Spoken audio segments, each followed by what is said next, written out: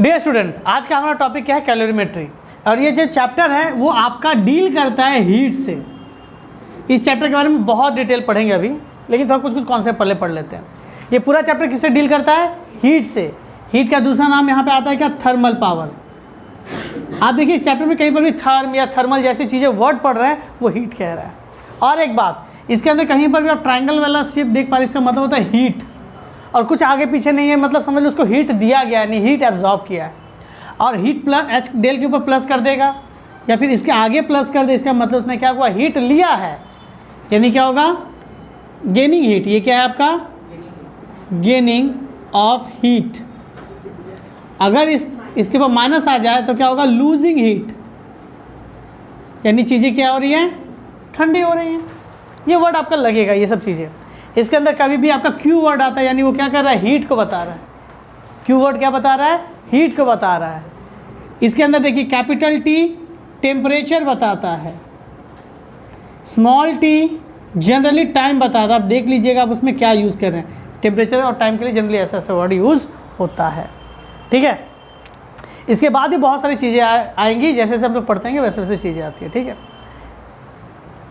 अच्छा देखिए, अगर मैं बात करूं एनर्जी के बारे में, सपोज मेरे पास एक कंटेनर है, मेरे पास क्या एक कंटेनर है, ठीक है, और इस कंटेनर के अंदर बहुत सारे मॉलिक्यूल है, और ये कंटेनर क्या है आपका? क्लोज्ड। ये कंटेनर क्या है आपका? क्लोज, और इसके अंदर बहुत सारे मॉलिक्यूल हैं। समझा पा रहे हैं? आपने पढ़ा होगा, कोई भी मटेरियल लीजिए, चाहे वो सॉलिड लीजिए, चाहे वो लिक्विड लीजिए, या चाहे वो गैस लीजिए। सॉलिड को तो हम लोग साइड में करके चलते हैं। कहा जाता है कि सारे मॉलिक्यूल आपस में एक साथ रहते हैं, लेकिन मॉलिक्यूल कभी रेस्ट में नहीं होते। मैंने सॉलिड को थोड़ा एक्सेप्शन इसलिए कहा है क्योंकि वहाँ पे वाइब्रेट होती है चीज़, उसको इग्नोर करके चलिए थोड़ा। हम लोग क्या देखते हैं कि सारे मॉलिक्यूल हमेशा क्या सुना गया है कि मोशन में रहते हैं, यानी मूव कर रहे हैं रैंडम मैनर में, कोई कहीं पर भी भाग रहा है, ठीक है। अगर कोई मॉलिक्यूल मूव कर रहा है तो यानी इसके पास कौन सी एनर्जी होगी? Kinetic energy. और इसका जो मोशन होता है, यानी इसकी जो वेलोसिटी होती है काइनेटिक एनर्जी की, इसके अंदर मॉलिक्यूल का जो वेलोसिटी होता है वो जीरो से लेके इन्फिनिटी तक जाता है। अगर किसी का पास काइनेटिक एनर्जी जीरो है, इट मीन्स वो क्या है? पोटेंशियल एनर्जी के पास। उसके पास सिर्फ क्या है? Potential energy. क्योंकि कोई भी ऑब्जेक्ट अगर रेस्ट में होता है तो उसके पास सिर्फ कौन सी एनर्जी होती है? पोटेंशियल की। और कोई अगर इन्फिनिटी के वेलोसिटी से मूव कर रहा है, यानी इसके पास सिर्फ काइनेटिक एनर्जी है, पोटेंशियल एनर्जी नहीं है। तो कोई भी आपका मॉलिक्यूल मूव कर रहा है तो उसके अंदर टोटल एनर्जी क्या होती है? काइनेटिक एनर्जी, जो कि मोशन के कारण आती है, और पोटेंशियल एनर्जी जो कि रेस्ट के कारण आती है। इन दोनों का सम होता है। इसे कहते हैं क्या? टोटल एनर्जी, ठीक है। टोटल एनर्जी का सिंबल बहुत बार आप देखिएगा यू करके बताया जा रहा है, टोटल एनर्जी, ठीक है। तो कोई भी ऑब्जेक्ट के अंदर जो टोटल एनर्जी है वही उसका हीट कहलाता है। उसके अंदर हीट के बारे में आपके कॉन्सेप्ट में आता है। तो कोई भी ऑब्जेक्ट कितना गर्म है, ठीक है, वो थर्मल एनर्जी किस पर डिपेंड करता है? Internal energy. तो किसी भी मॉलिक्यूल का इंटरनल एनर्जी क्या होगा? उस मॉलिक्यूल या एक कंटेनर के अंदर मुझे बात करना है कि टोटल एनर्जी कितनी है, तो मैं क्या करूँगा? सारे मॉलिक्यूल की पोटेंशियल एनर्जी और सारे मॉलिक्यूल का काइनेटिक एनर्जी क्या करेंगे? सम अप कर देंगे, और उसका जो सम आएगा वो क्या होगा? Internal energy in a container. उस कंटेनर के अंदर पूरे मॉलिक्यूल का इंटरनल एनर्जी कितना है। समझा पाए? हाँ या ना? ठीक है। और जैसे ही आपने इसका सब का जोड़ लिया, मान लो आपने इसके अंदर जितने भी मॉलिक्यूल थे सबका काइनेटिक एनर्जी अलग करके जोड़ लिया, सबका पोटेंशियल एनर्जी जोड़ लिया, तो ये ओवरऑल क्या हो जाएगा? Total energy. टोटल एनर्जी का दूसरा नाम होता है टोटल इंटरनल एनर्जी। मैं लिख दे रहा हूँ यहाँ पे, टोटल इंटरनल एनर्जी। और इसका सिंबल क्या होता है? यू, यानी इसके पास टोटल कितना एनर्जी है। और यही टोटल इंटरनल एनर्जी को हम लोग क्या नाम से जानते हैं? हीट। किस नाम से जाना गया है? हीट। समझा पाएँ? ठीक है। अब थोड़े हीट के कॉन्सेप्ट के बारे में थोड़ा जानते हैं। देखिए आपने पढ़ा होगा what is heat. Heat it is a form of energy. Heat क्या होता है? एनर्जी का रूप है। हाँ सर, बहुत सारे काइनेटिक है, पोटेंशियल है, साउंड, ये सभी चीज़ें एनर्जी का ही तो रूप है। तो हम लोग लेकिन यहाँ पे बात कर रहे हैं सिर्फ किसके बारे में? हीट के बारे में। अब देखिए इसमें एक और कॉन्सेप्ट आता है टेम्परेचर का। किसका कॉन्सेप्ट आता है? टेम्परेचर का। तो आप तो समझ गए हीट क्या है? Total internal energy. टेम्परेचर अलग कॉन्सेप्ट है। हीट, और मैं इधर लिख देता हूँ कि आपका टेम्परेचर। अगर इधर ध्यान दीजिएगा, कोई ऑब्जेक्ट के पास हीट है, किसी ऑब्जेक्ट के पास मान लेते हैं क्या इतना सारा इंटरनल एनर्जी है, तो वो हीट के नाम से आता है। तो टेम्परेचर क्या है आप ही बताइए। अगर मैं बात करता हूँ किसी भी ऑब्जेक्ट के अंदर टोटल एनर्जी कितनी है, सबका सम निकाल लेते हैं, वो मेरा टोटल एनर्जी, यानी मेरे अंदर वो टोटल हीट। लेकिन टेम्परेचर तब क्या है?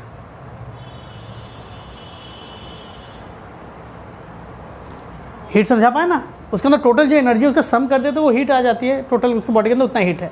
लेकिन तब बात कीजिए टेम्परेचर क्या है? नहीं, टेम्परेचर कहता है hotness and coldness of a body. Temperature अलग है। टेम्परेचर क्या है आपका? इसी को कहते हैं thermal state. It is a thermal state, या कह सकते हैं आप इसे थर्मल स्टेट नहीं कहना चाहेंगे तो इसे कहा जाता है क्या? Degree of hotness and coldness of body. वो बॉडी कितना डिग्री हॉट है या कितना कोल्ड है, ये डिग्री मतलब क्या है? मेज़र किया गया है।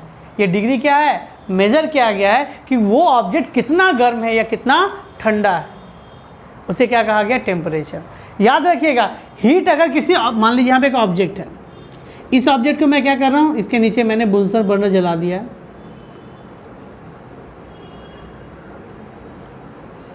तो इसे फ्लेम जल रहा है, ठीक है। तो आप यहाँ से क्या दे रहे हो? फ्लेम दे रहे हो ना, हीट दे रहे हो। तो जैसे वो हीट दे रहे थे, हीट क्या कर रहा है? गेन कर रहा है। हीट क्या कर रहा है? गेन कर रहा है। तो कोई भी ऑब्जेक्ट जब हीट गेन कर रहा है, तो इमेजिन कीजिए आपने हीट दिया, तो ये हीट इसने क्या किया? गेन किया, हाँ या ना? यानी हीट इसने लिया, यानी हीट यानी कह सकते हैं उसने एनर्जी लिया। तो कोई ऑब्जेक्ट जब एनर्जी लेता है तो उसके अंदर हीट बढ़ गया, अमाउंट बढ़ गई, तो उसके कारण उसका थर्मल स्टेट क्या, वो थोड़ा और गर्म हो गया।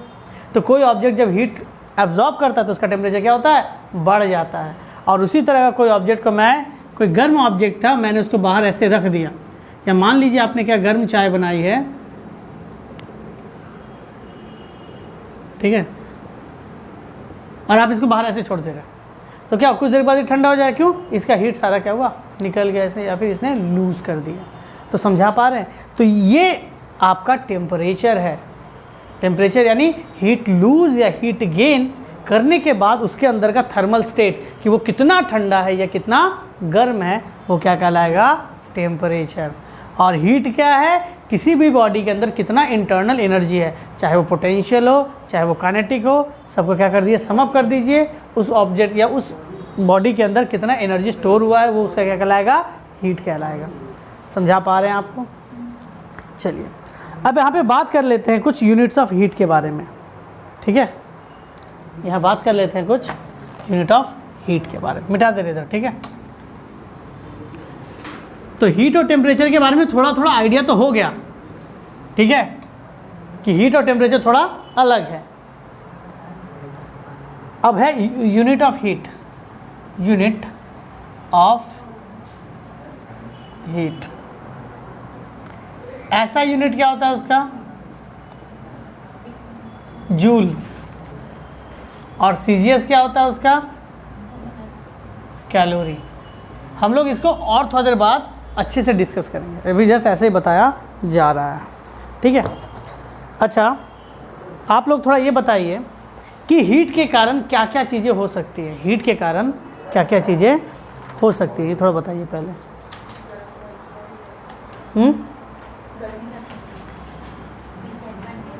नहीं, effect of heat. Effect of heat यानी हीट के कारण क्या क्या है। देखिए, ये पूरे चैप्टर का सबसे इम्पॉर्टेंट टॉपिक है, जो सबसे इजी है। Effect of heat. हीट के कारण क्या क्या होता है। अगर मैं किसी ऑब्जेक्ट के ऊपर हीट दूं तो क्या क्या देखने को मिलेगा, ध्यान से सुनिएगा। अगर किसी भी ऑब्जेक्ट को हीट सप्लाई किया जाए तो उसके अंदर क्या क्या होगा, तो देखिएगा उसके अंदर तीन ही चीज़ें होती हैं, तीन चीज़ें ही होती हैं। पहला, एक्सपेंशन। अगर मैं हीट दूं किसी को, मेटल को, तो वो बड़ा हो जाता है ना, लेंथ बढ़ जाता है। पढ़ा है कि नहीं आपने ये चीज़ कि एक इतना बड़ा मेटालिक रॉड होता है, अगर इसको हीट कर दिया जाए तो उसके क्या हो जाता है, उसके अंदर थोड़ा सा एक्सपेंशन हो जाता है। पढ़ा है आपने कि दो रेलवे ट्रैक के बीच में थोड़ा सा गैप छोड़ा जाता है, क्योंकि गर्मी के टाइम में क्या होगा, थोड़ा ये बहुत ज़्यादा क्लोज हो जाएगा, गर्मी के समय क्या होगा, ये गैप थोड़ी क्लोज हो जाएगी, ठीक है। और ठंडा के समय वापस कॉन्ट्रैक्ट होकर जो था वो, या फिर थोड़ा और कॉन्ट्रैक्ट हो सकती है ऐसा। तो हीट देने पे चीज़ें फैलती हैं और हीट निकालने से चीज़ें सिकुड़ती हैं। यानी कह सकते हैं कि हीट के कारण एक्सपेंशन एंड कंस्ट्रक्शन होता है। क्लियर है या डाउट है? पहला चीज़ तो ये है, expansion in solid liquid gas, कुछ भी कर सकते हैं, सॉलिड लिक्विड और गैस, ये किसी भी सब्सटेंस के अंदर ये सारी चीज़ें होती हैं। दूसरा चीज़ क्या हो सकता है, चेंज इन टेम्परेचर।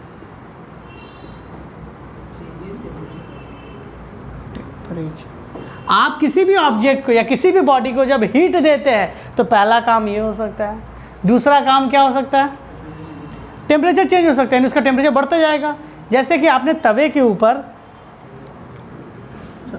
आपने क्या एक तवा लिया, उसके नीचे आग लगा दी, तो जैसे आपने फ्लेम के ऊपर इसको रख दिया और आप इसके ऊपर बार बार टच करके देख रहे हैं, तो क्या देखा जाएगा, जैसे जैसे हीट इसको मिलता जा रहा है, इसका टेम्परेचर क्या हो रहा है, बढ़ता जा रहा है, हाँ या ना।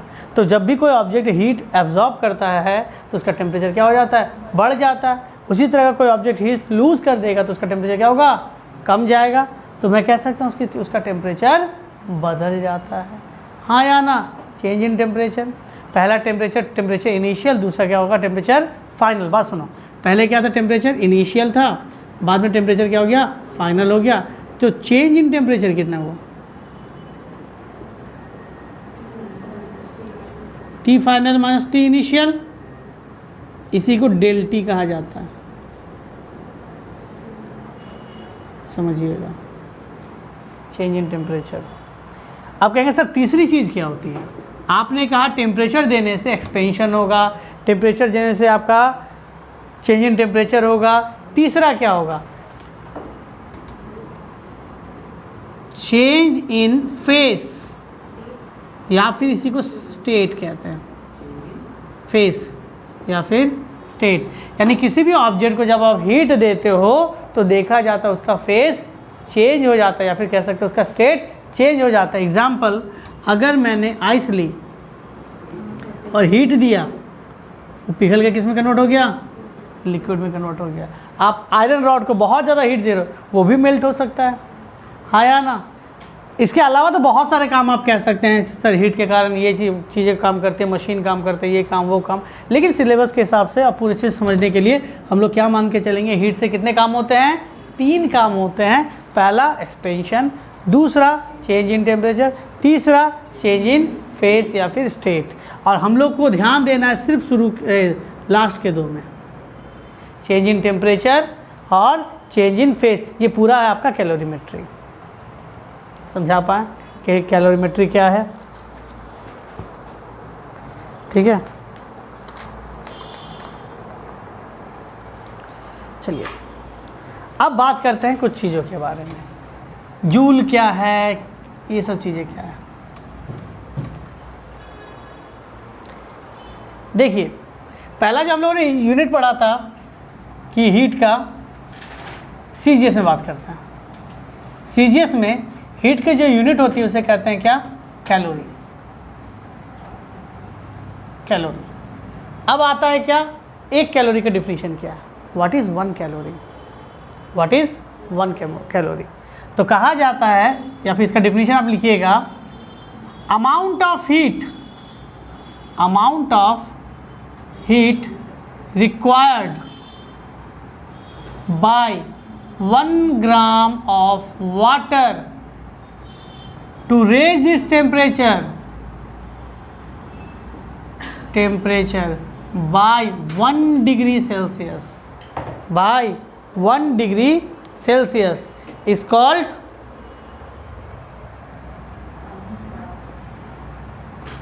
कैलोरी। देखिए, इसका टेम्परेचर जो 1 डिग्री बढ़ता है, किसी किसी बुक में स्पेसिफाई कर दिया जाता है 14.5 डिग्री सेल्सियस से 15.5 डिग्री सेल्सियस तक। लेकिन हम लोग इसे कंसीडर नहीं करेंगे, 4 से 5 बार तो भी वही मानेंगे, ठीक है। ठीक है, मान लीजिए 4 डिग्री से 5 डिग्री कन्वर्ट हुआ, 6 डिग्री से 7 डिग्री कन्वर्ट हुआ, तो भी सेम है। 1 ग्राम पानी, बात सुनिएगा, यहाँ पे ध्यान देने वाला बात क्या है, एक ही डिफिनीशन आपको बहुत तरीक़ों से मिलेगा और सबके अंदर थोड़ा थोड़ा चेंजेस होगा और सबका नाम भी बदला रहेगा। कैलोरी का डिफिनीशन क्या है, the amount of heat required by 1 gram of water. बात सुनिएगा, आपने यहाँ पे मास क्या रखा है 1 ग्राम और यहाँ पे सब्सटेंस फिक्स कर दिया, आपका सब्सटेंस क्या होगा, वाटर ही होगा। वाटर के अलावा iron, cobalt, nickel, aluminium, benzene, कुछ भी आप यूज़, मीथेन, कुछ भी यूज़ नहीं कर सकते, कुछ भी लिक्विड दूसरा यूज़ नहीं कर सकते। यहाँ पे आपको क्या होगा, स्पेसिफाई कर दिया, फिक्स कर दिया गया है कि वाटर ही लेना है, मास भी फिक्स कर दिया गया है कि मास भी 1 ग्राम होगा और चेंज इन टेम्परेचर कितना होगा 1 डिग्री सेल्सियस। इसे कहा गया कैलोरी। क्या कहा गया, और इसका क्या होगा, उसी तरह अगर आपने सुना होगा किलो कैलोरी, क्या सुना होगा आपने, किलो कैलोरी क्या है, तो किलो कैलोरी क्या है, 1 किलोग्राम वाटर, क्या होगा, 1 kilogram water 1 degree Celsius change करेगा। और 1 किलो कैलोरी को हम लगे लिखते हैं 1 kcal is equal to 1000 calorie. ठीक है, और ये आपका ऐसा यूनिट फिलहाल नहीं है। आप ये मत कहिएगा सर 1000 से हम लोग को पता है सर, जहाँ किलो में चल जाता है चीज़ें आपके ऐसा यूनिट में हो जाती, नहीं ऐसा नहीं है। अब बात करते हैं ऐसा यूनिट के बारे में, जूल, सिंबल जे। ठीक है, अमाउंट ऑफ हीट, ऐसा कोई डिफिनेशन फिलहाल यहाँ पे नहीं है। ठीक है, ऐसा नहीं लिख दिएगा। बहुत सारे लोग क्या होता है, किलो कैलोरी के पूरा फॉर्मेट लिखते हैं, उसको जूल कह देते हैं कि 1 किलोग्राम पानी का टेम्परेचर 1 डिग्री सेल्सियस बढ़ने के लिए जलेगा, उससे जूल नहीं, ऐसा बात नहीं है, वो किलो कैलोरी है। याद रखिएगा, ये आपका ऐसा यूनिट है। अब रिलेशन आता है जूल और कैलोरी में, 1 कैलोरी के अंदर 4.2 जूल होता है। अब ये मत कहिएगा सर कि अभी तक तो यही पढ़ते आए हैं कि केजी आपका ऐसा यूनिट है और ग्राम आपका सीजीएस यूनिट है, तो सीजीएस में क्या होता है, सीजीएस में कुछ ज़्यादा मल्टीप्लाई करते हैं तो ऐसा ही आता है। हमारे यहाँ पे ऐसा ही होता है, ये कॉन्सेप्ट लिख सकते हैं यहाँ पे। ठीक है, 1 कैलोरी कितने के बराबर होता है, 4.2 जूल। और इसको ज़्यादा स्पेसिफाई कीजिएगा तो कभी कभी क्वेश्चन में न्यूमेरिकल के समय 4.18 जूल भी कहा जाता है कि जो एक्यूरेट वैल्यू है। हाँ, आपको देगा सवाल तब कीजिएगा, इसी को हम लोग राउंड अप में 4.2 जूल लिखते हैं। समझा पाएँ कि कैलोरी क्या है और जूल क्या है। ठीक है, अब यहाँ पे बताइए, इसी तरह मैं 1 किलो कैलोरी को जूल में कन्वर्ट करूँ तो क्या हो जाएगा, 1 kcal, 1000 कैलोरी के जगह पे क्या लिखेंगे 4.2 जूल, तो इसका 10 आएगा नीचे, 0 0 कट जाएगा, क्या हो जाएगा 4200 जूल। तो 1 किलो कैलोरी के जगह पे 4200 जूल यूज़ करते हैं ऐसा यूनिट में। बहुत जगह पे बड़े बड़े सवाल आप जब कीजिएगा ना तो देखिएगा आपका ऐसा सारी, जैसे मीटर ले लिया गया, मास किस में ले लिया गया, किलोग्राम में, और लेंथ ले ली गई मीटर में। ठीक है, तो उन सब जगहों पे आप क्या यूज़ कीजिएगा 4200। ठीक है, जैसे सवाल होगा हम लोग करेंगे न्यूमेरिकल तो देख लेंगे। वैसे समझा पाए यहाँ तक, और टेम्परेचर का कॉन्सेप्ट समझा दिया गया, हाँ या ना। तो टेम्परेचर में क्या बताया गया था कि टेम्परेचर क्या है, हीट के कारण होने वाला इफेक्ट।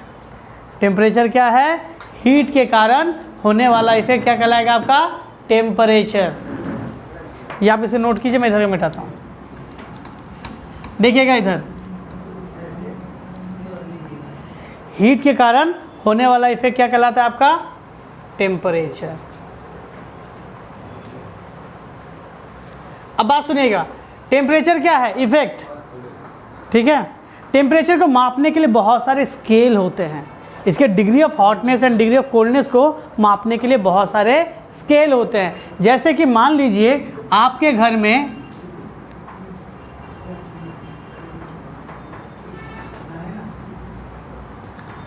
एक दरवाज़ा लगा हुआ, आपके घर में क्या, आपके रूम में आपने क्या हुआ, दरवाज़ा लगा हुआ। ठीक है, ठीक है,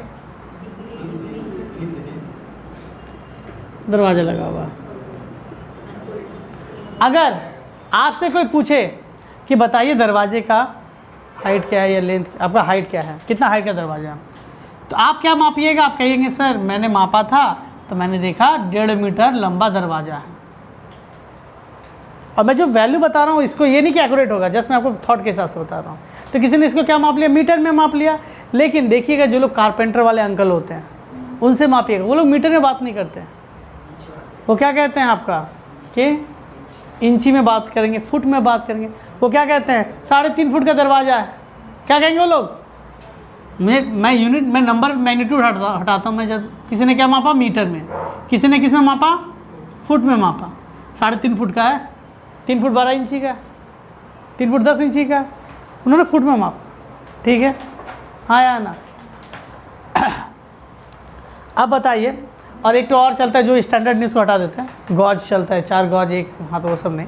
आप इन दोनों की बात कीजिए। अगर मैं मीटर में इसको कहता हूँ 2 मीटर, तो क्या फुट में भी 2 फुट कहा जाएगा? 2 फुट में क्या आप 2 फुट कहेंगे? नहीं। क्यों? न्यूमेरिकल वैल्यू अलग है। सपोज 2 मीटर में कितना फुट होता है?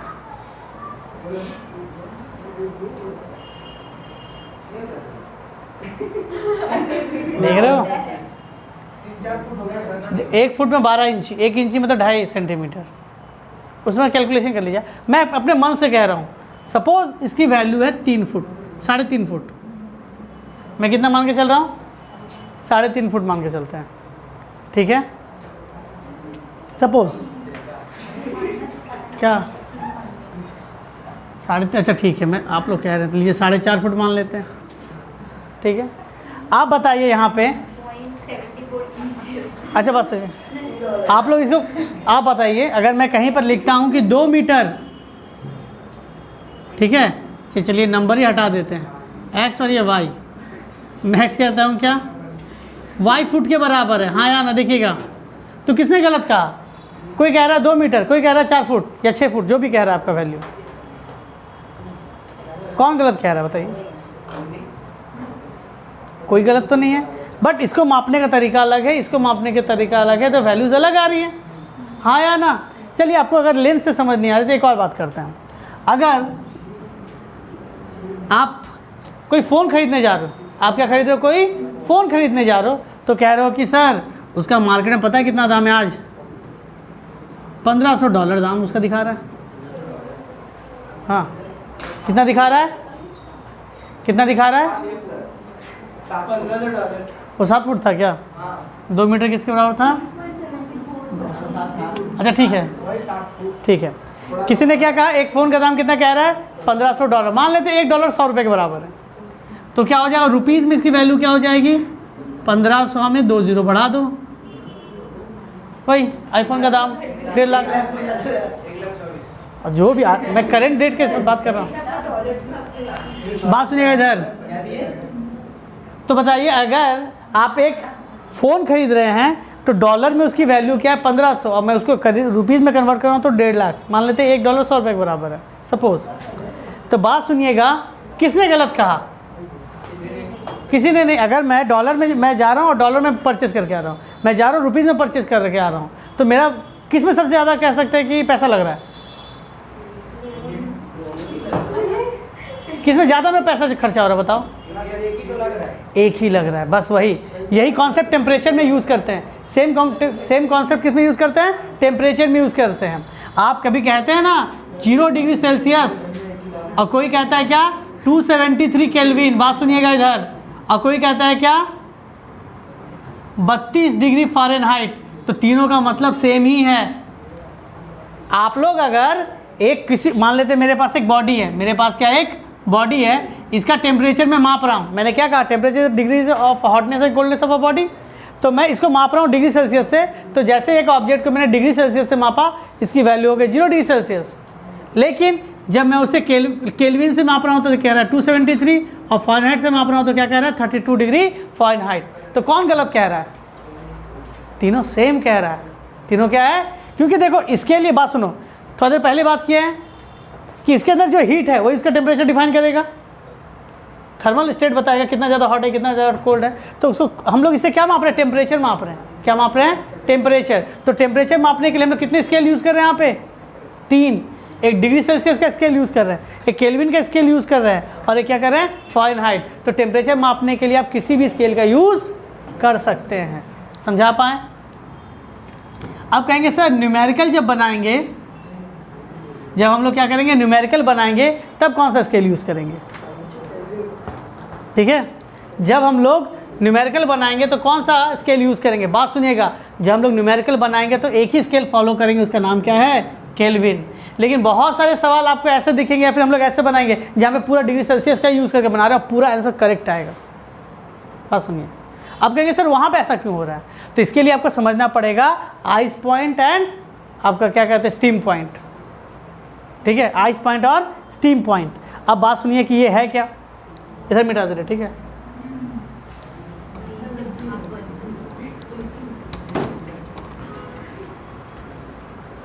देखिएगा, अगर आप आइस पॉइंट वो पॉइंट है जहां पे कोई भी प्योर वाटर, प्योर H2O आपका आइस में कन्वर्ट हो जाएगा, लिक्विड से किस में कन्वर्ट हो जाएगा? आइस में। तो मैं इसकी वैल्यू तो मैं जानता ही हूँ कि आइस पॉइंट की वैल्यू कितनी होती है? 0 डिग्री सेल्सियस। हाँ या ना? और अब मैंने क्या स्टीम पॉइंट क्या है? स्टीम पॉइंट उसे कहते हैं जिस टेम्परेचर पे आके वो बॉयल होना स्टार्ट हो जाएगा, उसके अंदर ज़्यादा इवेपोरेशन होगी, सॉरी उसके अंदर ज़्यादा वेपोराइजेशन होगी। तो उसकी वैल्यू डिग्री सेल्सियस में कितनी है? 100 डिग्री सेल्सियस। आप बताओ इस स्केल में कितना चेंजेस हो रहा है? हाँ बोलिए। नहीं, ठीक है, इसके अंदर कितना डिफरेंस हो रहा है टेम्परेचर का बताइए तो? स्टीम पॉइंट से आइस पॉइंट का डिफरेंस कितना है? 100 degree Celsius minus 0 degree Celsius, 100 unit. कितना यूनिट का डिफरेंस हो रहा है? 100 यूनिट का डिफरेंस आ रहा है। हाँ या ना? क्योंकि मैंने डिग्री सेल्सियस से इसको मापा था। लेकिन अगर मैं इसको केल्विन से मापूं तो इसकी वैल्यू कितनी आ रही है? 273 केल्विन। और यहाँ पे कितनी आ रही है? 373 केल्विन। ठीक है, तो बताइए यहाँ पे मैं स्केल में डिफरेंस में टेम्परेचर चेंज कितना मानूंगा? 373 माइनस 273, यानी 100 यूनिट का चेंज हुआ है। हाँ या ना? अगर मैं इसको फ़ारेनहाइट से मापूं तो इसकी वैल्यू कितनी होती है? 32 डिग्री फ़ारेनहाइट, और यहाँ पे होता है 212 डिग्री फ़ारेनहाइट। अगर मैं यहाँ पे डिफरेंस निकालूं तो 212 माइनस 32 081, 180 यूनिट का डिफरेंस है। सुनिएगा इधर जो पढ़ा रहे हैं, बहुत इंपॉर्टेंट है। कितना यूनिट का डिफरेंस है? 180 यूनिट का डिफरेंस है। इसका मतलब कि इसके बात सुनो, इसके जो टेम्परेचर डिफरेंस में यूनिट का डिफरेंस क्या है? बराबर है। इसका टेम्परेचर डिफरेंस में क्या है? यूनिट का डिफरेंस बराबर है। इसके टेम्परेचर डिफरेंस में यूनिट का डिफरेंस, देखो इन दोनों में क्या है? Temperature difference. इन दोनों में ध्यान से देखो, टेम्परेचर डिफरेंस क्या है? बराबर है। और हम लोग जब सवाल करते हैं, हम लोग जब कैलोरीमेट्रिक सवाल करेंगे वहाँ पे बहुत बार देगा कि एक ऑब्जेक्ट का टेम्परेचर चेंज हो गया है 20 डिग्री, एक ऑब्जेक्ट का टेम्परेचर 15 डिग्री चेंज हो गया। बात सुनो इधर, बहुत ध्यान से सुनिएगा। आप जब कैलोरीमेट्री का सवाल कीजिएगा उसके अंदर क्या कहा जाएगा कि एक ऑब्जेक्ट है जिसका टेम्परेचर चेंज हो गया कितना? 15 डिग्री सेल्सियस। तो मुझे यहाँ पे पता है कि डिग्री सेल्सियस में जो यूनिट चेंज होता है केल्विन का भी यूनिट से चेंज सेम होता है। और मैंने जैसे आपको कहा कि कैलोरीमेट्री कौन से टेम्परेचर को फॉलो करेगा? केल्विन को। तो अगर मैं चेंज इन डिग्री सेल्सियस की बात करूँ, change in unit in degree Celsius, और मैं बात करूँ क्या? मैं वैल्यू की बात नहीं करता, मैं करूँ चेंज। पहले देखो इसके रीडिंग अलग है, इसका रीडिंग अलग है, इसका रीडिंग अलग है, इसका रीडिंग अलग है, लेकिन इन दोनों के बीच का डिफरेंस, इन दोनों बीच का डिफरेंस क्या होगा? Change in unit in kelvin. Kelvin में डिग्री नहीं होता, दोनों क्या होगा? सेम। अगर मैं कह रहा हूँ, लेकिन ये आपका फ़ारेनहाइट के साथ नहीं चलेगा, ये किस में चलेगा? डिग्री सेल्सियस और केल्विन में। जैसे कि मैं कहता हूँ मेरा एक ऑब्जेक्ट था जिसका टेम्परेचर 15 डिग्री सेल्सियस चेंज हो गया है। बात सुनो, इसका मतलब ये नहीं कि उसमें 15 डिग्री है, चेंज हो गया। पहले मान लो कि 110 पे था, अब 125 पे है, तो केल्विन में पहले पे एक रीडिंग पे होगा, दूसरा पे एक रीडिंग आएगा, दोनों का डिफरेंस भी 15 केल्विन ही होगा। मैं ये कहना चाह रहा हूँ। इसीलिए जब कुछ सवाल करते हैं ना हम लोग, जहाँ पे चेंज इन टेम्परेचर का वैल्यू पुटअप करना होता है, हम लोग को गिवन रहता है 15 डिग्री सेल्सियस, तो हम लोग सीधा 15 केल्विन डाल के बना देते हैं। क्यों? रीज़न सेम है, चेंज इन टेम्परेचर सेम है, इसीलिए। आया ना? तो चलिए इसको और थोड़ा अच्छा डिटेल में समझाते हैं। अगर मैं स्केल में रिलेशन की बात करूं, सेल्सियस और केल्विन में क्या होता है? एक रिलेशन होता है। सेल्सियस और केल्विन में एक रिलेशन होता है। ठीक है, होता यह है कि kelvin is equal to 273 plus degree Celsius. सुनिएगा इधर,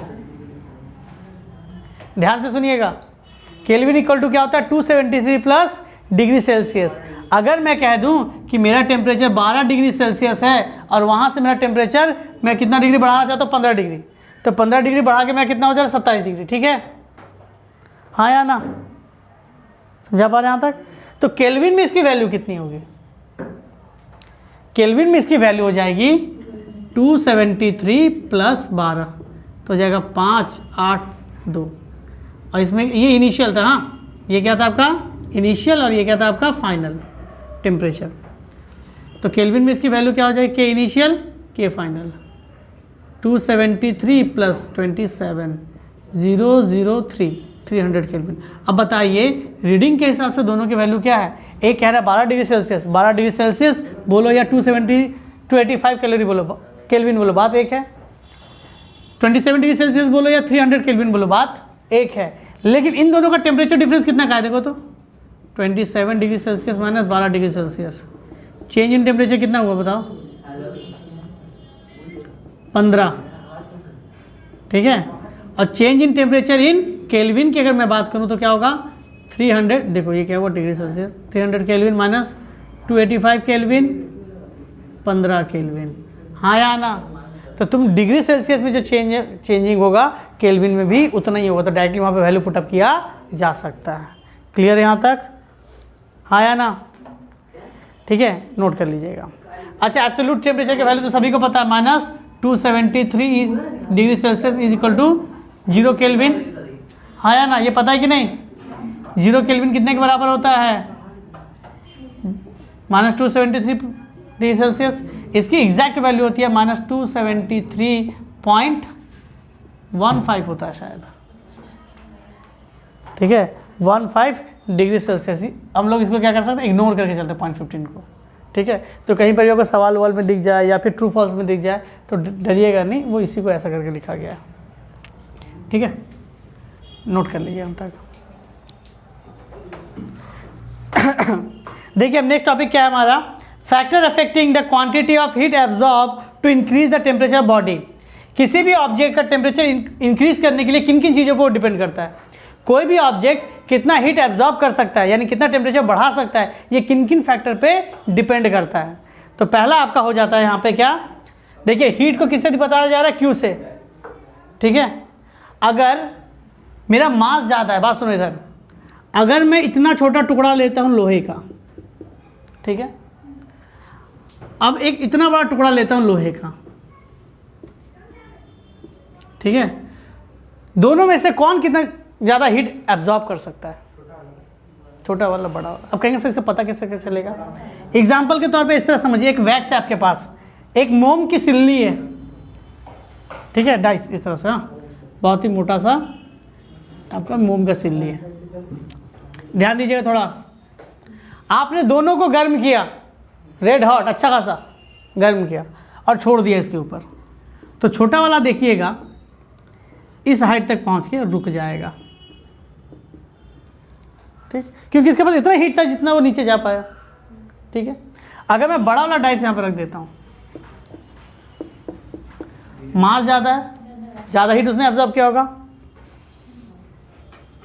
कह सकते हैं बहुत नीचे तक वो चला जाएगा, क्यों, उसके पास हीट ज़्यादा है इसलिए वो ज़्यादा डेप्थ तक गया है। समझा पा रहे हैं आपके पास, हाँ या ना। तो इससे मैं कह सकता हूँ कि quantity of heat absorb is directly proportional to the mass. आपके पास मास ज़्यादा है तो ज़्यादा हीट एब्जॉर्ब कीजिएगा। कहने का मतलब है एक आदमी मग लेके जा रहा है, एक आदमी बाल्टी लेके जा रहा है, कौन ज़्यादा एब्जॉर्ब करेगा, बाल्टी, मास ज़्यादा हीट ज़्यादा, समझा पाए, ठीक है। दूसरा किस पे डिपेंड करता है, दूसरा डिपेंड करता है, देखिएगा सपोज एक ऑब्जेक्ट था जिसका टेम्परेचर था 15 डिग्री सेल्सियस, ठीक है, मैंने हीट दिया और इसका टेम्परेचर हो गया कितना 50 डिग्री सेल्सियस, हाँ या ना। तो सीधी सी बात है इसने हीट एब्जॉर्ब किया होगा, हाँ या ना। चलिए अब फिर से बात करते हैं इसी का, इसका टेम्परेचर क्या था 15 डिग्री सेल्सियस, मैंने हीट दिया और इसका टेम्परेचर बदल के मैंने करवा दिया कितना 90 डिग्री सेल्सियस। कब आप इसके पास ज़्यादा हीट है, क्या दोनों ही केस में सेम हीट है, ऊपर वाले में ज़्यादा हीट। ठीक है। आप कहते हैं ऊपर वाले में ज़्यादा हीट, इसमें कम हीट है, ठीक है। वापस से इसको आइस की आप किसको वैक्स की सिल्ली पे रखिए, इसने हीट ज़्यादा एब्जॉर्ब किया ना। अच्छा बात सुनो, मैंने क्या बात किया, टेम्परेचर किसके कारण, हीट के कारण क्या होता है, हीट क्या, इंटरनल एनर्जी, एनर्जी का ही एनर्जी ना उसके अंदर स्टोर हो रहा है मॉलिक्यूल का। अब बताओ अगर मैं कितना 35 डिग्री सेल्सियस टेम्परेचर चेंज करता हूँ, यानी 35 इतना हीट मैंने उसको प्रोवाइड किया उसके अंदर की एनर्जी, और इसमें मैं कितना बढ़ा रहा हूँ उसका एनर्जी बताओ तो 65 90 - 15 कितना हो जाएगा 65 75 कितना हो जाएगा। अब बताओ किसके अंदर एनर्जी ज़्यादा होगा, उसके अंदर मॉलिक्यूल ज़्यादा हाई स्पीड पे घूम रहा है ना, वही ना एनर्जी प्रोड्यूस कर रहा है टोटल एनर्जी। तो आप जब 15 से 50 की ओर जा रहे हो तो आपकी एनर्जी कितने 35 ही चेंज हो रहा है, और जब मैं 50 से 90 की ओर जा रहा हूँ तो क्या 75 चेंज हो रहा है, इंटरनल एनर्जी चेंज हुआ ना। तो इंटरनल एनर्जी ज़्यादा कब चेंज होगा, जब आपके अंदर ज़्यादा एनर्जी आएगी। तो इसके अंदर ज़्यादा एनर्जी आ रही है, इसके अंदर ज़्यादा एनर्जी आ रही है, नहीं समझा आपने लगता है। अगर आप इमेजिन कीजिए एक रूम में आप मान लीजिए एक डब्बा है, उसके अंदर 10-12 मॉलिक्यूल है, ठीक, वो 15 डिग्री सेल्सियस पे थे तो धीरे धीरे मूव कर रहे थे, आपने उसको हीट दिया इतना 50 कर दिया, अब उसका मोशन देखिए आप, ठीक, और नोट कर लीजिए। और फिर सेम एग्जांपल देखिए, फिर उस डब्बे को रखो 15 डिग्री से और उसको हीट करके 90 पे पहुंचा दो, अब उसके अंदर मॉलिक्यूल का स्पीड देखो तो क्या देखोगे, इसमें स्पीड ज़्यादा है, यानी इसके अंदर एनर्जी ज़्यादा है, तभी ना स्पीड ज़्यादा है। तो अब कहा जा सकता है कि amount of heat directly proportional to the change in temperature. जितना ज़्यादा टेम्परेचर चेंज होगा उतना ज़्यादा ही हीट वो एब्जॉर्ब करेगा। लूजिंग में भी सेम काम होगा आपका, ठीक है। तीसरा किस पे डिपेंड कर सकता है आपका, अगर मैं सेम अमाउंट, बात सुनो इधर, सेम अमाउंट मैंने किसका लिया है, लोहे का, आयरन का, और सेम अमाउंट मैंने किसका लिया है, ग्लास का, ठीक है। मैंने और एक और मैं ले लेता हूं इधर आयरन, ठीक है। सेम अमाउंट मैं ले लेता हूं कोई और मटेरियल, कोई भी और मटेरियल, सपोज क्या ले ले, आयरन, लोहा, आयरन, बाबू ऐसे लिख देते हैं आयरन, ठीक है। टीन ले लेते हैं, चलिए। तीनों को मैंने रखा, सबका मास सेम है, सबका मास क्या है, सपोज 100 ग्राम रख देते हैं, सबका मास सेम है। सबको मैंने आग के ऊपर रख दिया या आग की भट्टी में डाल के रखा है 15 मिनट तक। कितना रखा है मैंने, 15 मिनट तक, यानी सेम टाइम तक रखा। Equal masses, all are equal mass and all have for same time, for equal time, same time तक आग की भट्टी में रखा गया या आग के अंदर रखा गया। अब मैं अगर निकाल के सबका टेम्परेचर चेक करूं तो सबका चेंज इन टेम्परेचर क्या सेम होगा, क्यों, सेम टाइम तो रखा गया, मटेरियल अलग है तो सबके अंदर कंडक्ट, आपको सभी को पता है, जैसे कि आपने देखा होगा घर में जब आप खाना बनाती है मम्मी, नहीं होता है कढ़ाई में इस तरह से रख के कलछिल चलाती है, तो कलछिल आपका एक क्या बना, एक आपका मान लीजिए सेम मोटाई की, एक है आपका पीतल का, एक है स्टील का, एक है लोहे का। तो देखिए तीनों में जो गर्म हो के आपका हाथ पे जो गर्मी लगती है उसमें टाइम अलग होगा, जबकि सेम टाइम तक तो सेम हीट दे के मैं सबको खाना बना रहा हूँ वहाँ पे। तो इसका मतलब होता है सबके अंदर क्या हुआ, हीट जो कैप्चर करने की शक्ति वो क्या है, अलग अलग है। यानी कौन कितना हीट एब्जॉर्ब करता है वो किस पे डिपेंड करता है, उसके नेचर ऑफ द मटेरियल। जैसे देखो मैं ही पढ़ा रहा हूँ, एक ही चीज़ मैं सबको पढ़ा रहा हूँ, लेकिन कोई कम समझ रहा है, कोई ज़्यादा समझ रहा है। स्कूल में ये ना होता है, कुछ कहते हैं कि ये सर बहुत अच्छा समझाते हैं, कुछ लोग कहते हैं समझ ही नहीं आता मुझे। तो किस पे डिपेंड करता है, नेचर ऑफ द मटेरियल पे, ठीक है। अगर दोनों को मैं कंबाइन कर दूं तो हीट डायरेक्टली प्रोपोर्शनल किसके हो जाएगा, मास और चेंज इन टेम्परेचर, हाँ या ना, ठीक है। अब प्रोपोर्शनलिटी कांस्टेंट हटाएंगे तो कांस्टेंट आएगा, क्या आएगा आपका, कांस्टेंट। और कांस्टेंट को आपके बुक में किससे बताया गया, सी से या एस से, हाँ सी से बताया गया, CM∆T। अब बात सुनिए, आप कहेंगे सर ये C क्या है, स्पेसिफिक हीट ऑफ मटेरियल। बात सुनिएगा, स्पेसिफिक हीट ऑफ मटेरियल, इससे बहुत सवाल बनता है, बहुत ही ज़्यादा सवाल बनता है, यहीं से आपका चैप्टर स्टार्ट हो रहा है। ठीक है, समझिएगा। अगर मैं दोनों को प्रोपोर्शनलिटी कांस्टेंट को जोड़ दूँ तो क्या होगा, मास और ये एक सब ज्वाइन हो गया, प्रोपोर्शनलिटी कांस्टेंट हटता है तो क्या होता है, प्रोपोर्शनलिटी हटने से क्या होता है, कांस्टेंट आता है। इस कांस्टेंट का क्या नाम दिया गया है, specific heat of the material. हाँ या ना, ये स्पेसिफिक हीट क्या बताता है ये अलग अलग मटेरियल का अलग अलग होता है। ये आप इतना जान के रखो, different material have different specific heat. अब बोलेंगे सर समझेंगे कैसे, इस तरह समझिएगा। आपने देखा होगा, आपने छोटे क्लास में पढ़ा होगा, दूध का डेंसिटी अलग होता है, पानी की डेंसिटी अलग होती है, कॉपर की डेंसिटी अलग होती है, केरोसिन की डेंसिटी अलग होती है। ठीक है, सबका मैच नहीं करता, लेकिन जितने भी, अब अगर मैं एक मिल्क इतना लेता हूँ, मैंने इतना दूध लिया, तो ऊपर का मॉलिक्यूल देखो, बीच का देखो, नीचे का देखो, सबका डेंसिटी क्या होगा, सेम। आप 1 लीटर दूध लो, 10 ml दूध लो या 2 बूंद दूध लो, सबका डेंसिटी क्या होगा, सेम होता है। ठीक है, तो उसी तरह सबका स्पेसिफिक हीट क्या होता है, सेम होता है। It depend upon nature of the material. अब बात सुनिएगा, मैं सी के वैल्यू निकालूं, यानी स्पेसिफिक हीट की वैल्यू निकालूं, तो मैं क्या निकलेगा, Q, ये हो जाएगा m/ΔT। हाँ या ना, आप यहाँ पे क्या देख पा रहे हैं, तब स्पेसिफिक हीट क्या है, amount of heat by mass change in temperature. अब आपका यहाँ से आता है यूनिट, क्या आएगा आपका, यूनिट। तो सीजीएस यूनिट क्या लिखिएगा बताइए तो, क्यू के जगह पे क्या लिखते हैं, हीट का यूनिट क्या होता है, जूल, नहीं सीजीएस है ना, तो क्या हो जाएगा आपका कैलोरी। कैलोरी। मास का क्या हो जाएगा, ग्राम। चेंज इन टेम्परेचर क्या हो जाएगा, डिग्री सेल्सियस। तो कैलोरी पर ग्राम डिग्री सेल्सियस में पर लगेगा। समझा पाए, देख लीजिए। हाँ या ना। अब इसके अगर ऐसा यूनिट के बारे में बात करें तो क्या हो जाएगा बताइए तो, सारी यूनिट मुझे ऐसा ही लेने पड़ेगी। कैलोरी के जगह पे क्या लिखेंगे हम लोग, बताओ। ओ नीचे हो गया ना ज़्यादा, ये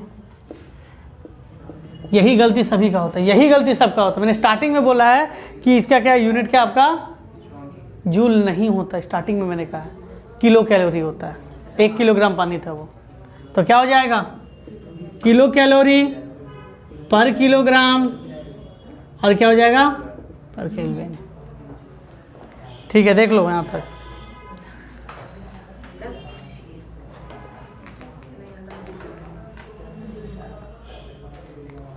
यहाँ तक क्लियर है या डाउट है, ठीक है, नोट कर लीजिए, देखिएगा, थोड़ा ध्यान दीजिएगा।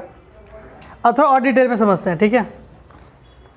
रुकिए थोड़ा सा, स्पेसिफिक हीट को थोड़ा और समझा जाए तो हम लोगों ने क्या पढ़ा, Q is equal to mc/ΔT। Q क्या है, अमाउंट ऑफ हीट, m क्या है, mass of the body, ΔT क्या है, चेंज इन टेम्परेचर, टाइम नहीं टेम्परेचर, C क्या है, specific heat of the material. Specific heat क्या डिफाइन करता है, स्पेसिफिक हीट डिफाइन करता है for unit mass of a body, for unit mass of body how much amount of heat it require. समझिएगा, अगर मैं इसके बारे में बात करूं तो क्या होगा, m/ΔT। अगर मैं मान लेता हूं यूनिट मास, मैंने क्या ले लिया, यूनिट मास, यानी मास की वैल्यू क्या हो जाएगी, 1 यूनिट, या तो 1 ग्राम लिखो या 1 किलोग्राम होगा, जैसा होगा वैसा हो जाएगा। मैंने मास कितना ले लिया, 1। तो जैसे मैं मास यहाँ पे 1 डाल देता हूँ, रिकॉर्डिंग स्टार्ट किए थे ना, हाँ, जैसे मैं यहाँ पे मास 1 रख देता हूँ तो क्या हो जाएगा, Q/ΔT होगा। हाँ या ना।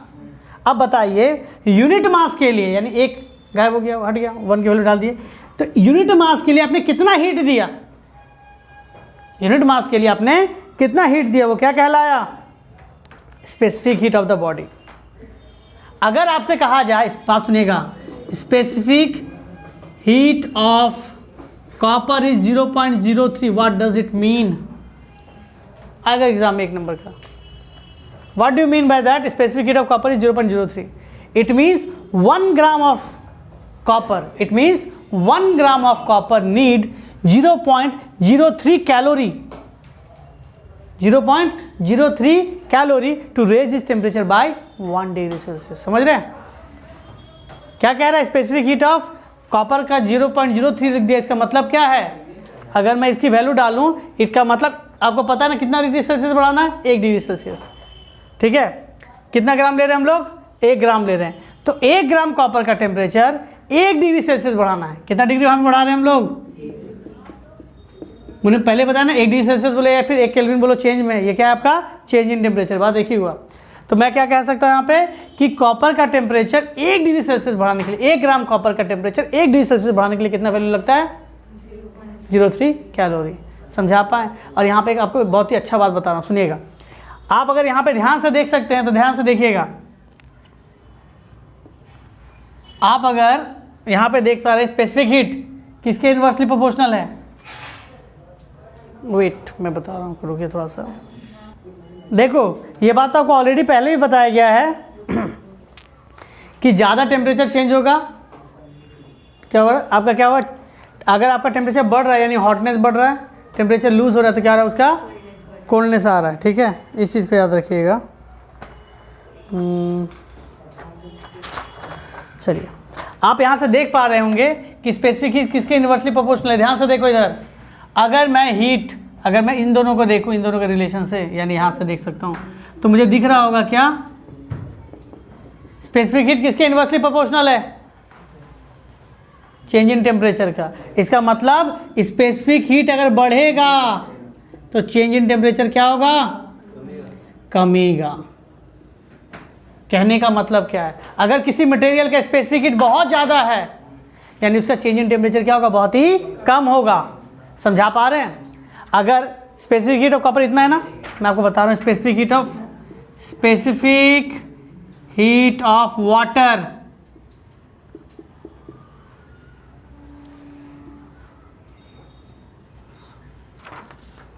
(4.2) लिख देते हैं। कितना है? 4.2। अब कंपेयर कर लो, कॉपर और वाटर में 0.03 में और 4.2 में बड़ा कौन है? 4.2 बड़ा है, नो डाउट। यानी इसका स्पेसिफिक हीट ज़्यादा, इसका स्पेसिफिक हीट क्या है? कम है। इसका मतलब क्या है? इसका मतलब ये हो गया कि अगर मैं पानी को, मान लो मेरे पास 100 यूनिट हीट है, कितना यूनिट हीट है? 100। मैं 100 यूनिट हीट पानी को देता हूँ तो पानी का स्पेसिफिक हीट क्या है? ज़्यादा, तो उसका चेंज इन टेम्परेचर मैं बात करता हूँ। पहले वाटर का केस लेते हैं। ठीक है, सपोज मैंने क्या किया, इसको मैंने दिया है 100 यूनिट का हीट। मैंने कितना यूनिट का हीट दिया इसको? 100 यूनिट का हीट दिया। इसके स्पेसिफिक हीट तो बहुत ज़्यादा है, तो देखा गया इसका जो चेंज इन टेम्परेचर था वो हुआ आपका कितना? 12 डिग्री सेल्सियस चेंज हुआ। पहले 0 पे था, 12 पे पहुंचा। लेकिन यही मैं बात करूंगा किसके बारे में? कॉपर के बारे में। तो इसको मैं अगर मैं 100 यूनिट का हीट दूंगा, इसका स्पेसिफिक हीट तो कम है, तो जिसका स्पेसिफिक हीट कम होगा चेंज इन टेम्परेचर क्या होगा? ज़्यादा। तो जैसे इसको देखेंगे 100 यूनिट का टेम्परेचर देंगे, 100 यूनिट का क्या हीट देंगे, तो देखा जाएगा इसका चेंज इन टेम्परेचर की जो वैल्यू होगी वो देखा जाएगा 125 डिग्री बढ़ गई। इसका मतलब क्या है? जिसका स्पेसिफिक हीट कम उसके अंदर ज़्यादा टेम्परेचर चेंज होगा, और जिसका स्पेसिफिक हीट बहुत ज़्यादा है उसके अंदर टेम्परेचर चेंज बहुत कम होगा। इसीलिए जब चीज़ों को ठंडा करना होता है तो पानी में डाल देते हैं, क्योंकि पानी उसका हीट ले लेता है। आप सोचो ना, आपने एक अच्छा खासा बड़ा अमाउंट का जलता हुआ क्या एकदम रेड हॉट आयरन उसके अंदर डाल दिया पानी के अंदर, तो वो आयरन इतना ज़्यादा हॉट था कि उसका टेम्परेचर कितना 300-400 के करीब था। लेकिन जैसे वो पानी के अंदर जाता है और वो ठंडा होता है, आप उसको निकाल लेते हो, पानी अभी गुनगुना, आप हाथ में आराम से रख सकते हो। इसका मतलब क्या? उतना हीट तो पानी ने भी लिया, लेकिन पानी के अंदर चेंज इन टेम्परेचर क्या हुआ? कम हुआ, क्योंकि पानी की स्पेसिफिक हीट बहुत ही ज़्यादा है। पानी की स्पेसिफिक हीट बहुत ही ज़्यादा है। समझा पाए?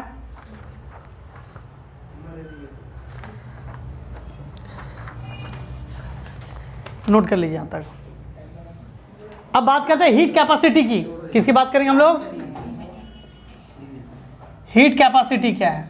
देखिए नाम से ही पता चल रहा है इसकी कैपेसिटी क्या है। जैसे आप लोग कहते नहीं है कि आपकी कैपेसिटी कितनी है, तो आप लोग क्या, सर मैं 2 घंटे ही पढ़ सकती हूँ, कहते हो कि नहीं? तो आपकी कैपेसिटी क्या है? बस वही बात हो रहा है यहाँ पे। तो हीट कैपेसिटी मतलब क्या है कि कोई भी ऑब्जेक्ट कितना हीट को अपने अंदर कंटेंट कर सकता है, ले सकता है। आपको एक एग्जांपल दे रहा हूँ। इतना छोटा मान लो लोहे का कोई क्यूब है, कुछ भी, मैंने इसको जलता हुआ आग के ऊपर रख दिया, जैसे गैस जलता है ना वैसे आग के ऊपर रख दिया मैंने, तो आप देखोगे इसका टेम्परेचर बढ़ते जाएगा, बढ़ते जाएगा, बढ़ते जाएगा, बढ़ते जाएगा। तो एक सर्टेन टेम्परेचर के बाद इसका जाकर टेम्परेचर नहीं बढ़ेगा। क्यों नहीं बढ़ेगा? क्योंकि इससे ज़्यादा हीट वो नहीं ले सकता। ऐसा नहीं होता कि आपने लोहे को आपने गैस ऑन कर दिया, उसके ऊपर लोहा रख दिया या तार रख दिया जिस पर रोटी बनाते हैं, और चलेगा रात में आए तो लोहा पिघल के गिर नहीं जाएगा, आपका लोहा पिघल के गिर नहीं जाएगा। क्यों? क्योंकि एक सर्टेन टाइम के बाद वो हीट लेना क्या करता है, बंद कर देता है। तो सुनिए, इस तरह समझिए कि आपने पहले हीट दिया, हीट अब्जॉर्ब करते करते करते करते टेम्परेचर बढ़ा, एक सर्टेन टेम्परेचर के बाद आप इसे टेम्परेचर दे रहे हैं, जितना दे रहे हैं उतना निकाल भी दे रहा है। आप जितना टेम्परेचर दे रहे हैं उतना टेम्परेचर वो क्या कर रहा है, निकाल दे रहा है। अब उसका टेम्परेचर चेंज नहीं हो रहा है। समझा पा रहे हैं आपको कोई भी चीज़? हाँ या ना? आप इसको इस तरह समझिए, आपके पास एक मग है पानी का, इसकी कैपेसिटी मान लेते 1 लीटर है। तो पहले इसके अंदर पानी डाल रहे हैं, इसको मैंने क्या किया कि नल खोल दिया, मैंने एक नल खोल दिया, इससे पानी गिर रहा है, ठीक है। तो सबसे पहले क्या होगा, इसकी कैपेसिटी भरते भरते भरते भरते पूरा भर जाएगा। अब मैं चला गया बाहर, क्या होगा, मैं अगर 5 मिनट के बाद आऊँ तो क्या इसके अंदर 20 लीटर पानी भरा होगा? नल से तो 20 लीटर पानी निकला है। कहेंगे सर पानी आता है निकल जाता है, ये 1 लीटर पे फिक्स हो गया, इससे ज़्यादा वो ले नहीं पा रहा। तो हर ऑब्जेक्ट के पास मास है, तो हर ऑब्जेक्ट का मास एक सर्टेन अमाउंट तक ही हीट को एब्जॉर्ब कर पाएगा। जैसे कि आपको थोड़ा देर पहले कहा गया, कॉपर के अंदर क्या कहा गया, 0.03, यानी 1 ग्राम टेम्परेचर, इसका मतलब क्या, 1 ग्राम का अगर मैं 1 कैलोरी हीट देता हूँ, 1 ग्राम कॉपर का टेम्परेचर 1 डिग्री सेल्सियस बढ़ाने के लिए 0.03 कैलोरी लगेगा, हाँ या ना? अब मान लो मेरे पास 1 ही ग्राम कॉपर है, ठीक है। तो एक सर्टेन टेम्परेचर, एक सर्टेन टाइम के बाद तो पिघल तो नहीं जाएगा, वो तो सॉलिड में रहेगा ना। अगर मैं बहुत ज़्यादा हाई फ्लेम में ना दूँ ऐसा, तो उसका हीट क्या फिक्स हो जाएगा। तो वही बात होती है कि वो कितना हीट को अपने अंदर कंटेन कर सकता है, उसे कहा गया क्या, हीट कैपेसिटी। और हीट कैपेसिटी का सिंबल क्या है, तो देख लेते हैं आपकी बुक में, C डैश, क्या आपका थर्मल कैपेसिटी इसका नाम दिया गया है, या हीट कैपेसिटी, थर्मल कैपेसिटी। और इसका सिंबल दिया गया है C के ऊपर डैश, C के ऊपर डैश।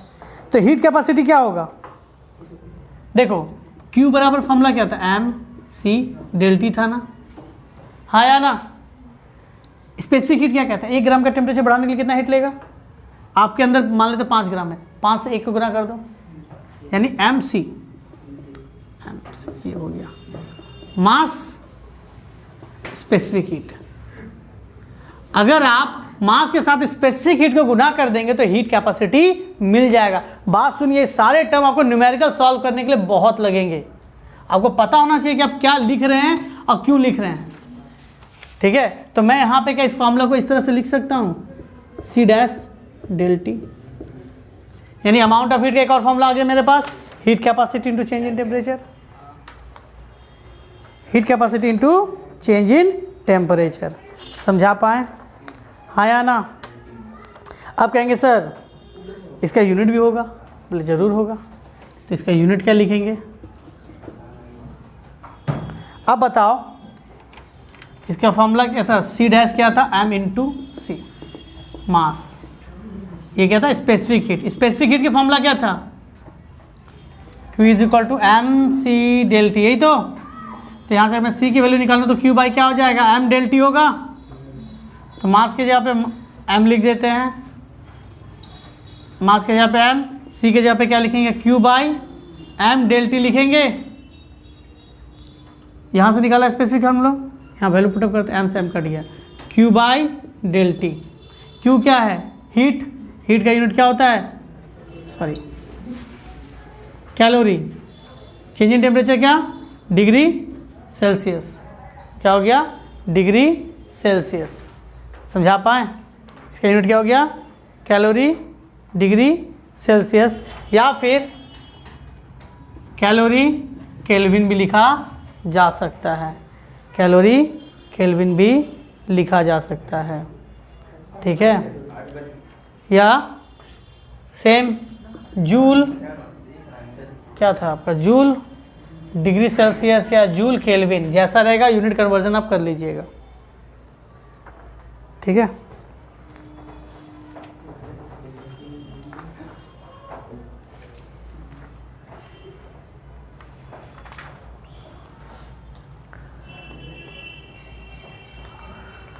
यहाँ तक तो हो गया आपका, ठीक है, नोट कर लीजिए यहाँ तक पहले। देखिए इसके बाद एक और टर्म होता है जो कि बहुत ज़्यादा इंपॉर्टेंट है, वाटर इक्विवेलेंट। क्या है आपका वाटर इक्विवेलेंट। ये वाटर इक्विवेलेंट क्या है? वाटर इक्विवेलेंट, देखो आपने कुछ हीट एब्जॉर्ब किया, आपने कुछ हीट एब्जॉर्ब किया, ठीक है। उस हीट में आप कितना पानी गर्म कर सकते हैं? उस हीट में आप कितना पानी गर्म कर सकते हैं, उसे क्या कहा गया? Water equivalent.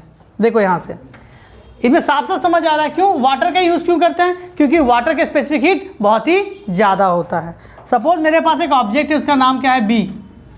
एक बॉडी है जिसको मैं किससे रिप्रेजेंट कर रहा हूँ? बी से। और मेरे पास एक सर्टेन अमाउंट ऑफ वाटर है, इसको मैं किससे रिप्रेजेंट कर रहा हूँ? ठीक है, इसका मास ऑफ वाटर हो जाएगा, ये मास ऑफ बॉडी हो जाएगा, ठीक है। मैंने इसको हीट दिया, बात सुनो, मैंने इसको हीट किया।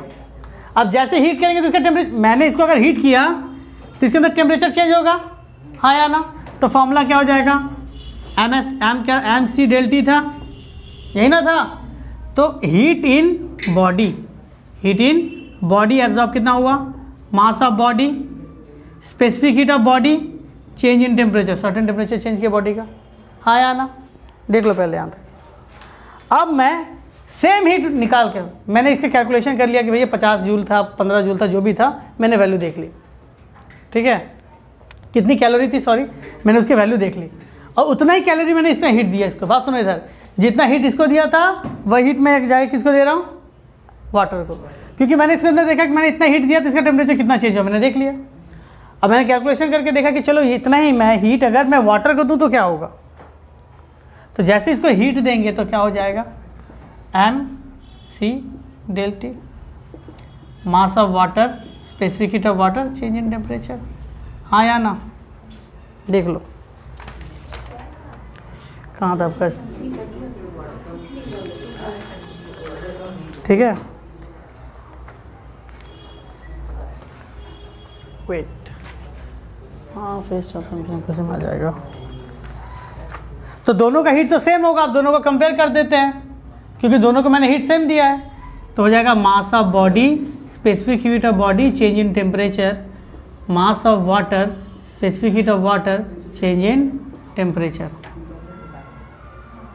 ठीक है।